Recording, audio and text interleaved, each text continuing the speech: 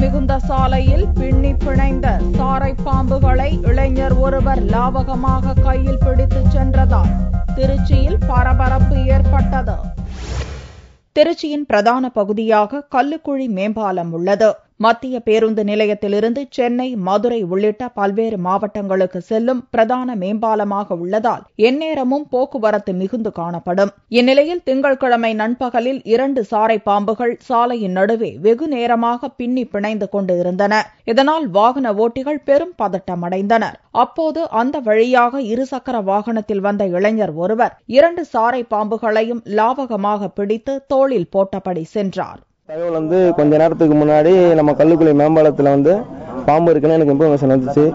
போய் பார்த்தேன், மக்களுக்கு எந்த பாதிப்பு இருக்காது இந்த பாம்புனால, அவங்களுக்கு தெரிய வச்சுட்டு நான் பாம்பை கொண்டு வந்து விட்டுட்டேன். இளைஞர் ஒருவர் 2 பாம்புகளையும் தோளில் போட்டபடி சென்றதை சாலையில் சென்ற மக்கள் வியப்புடன் பார்த்து சென்றனர்.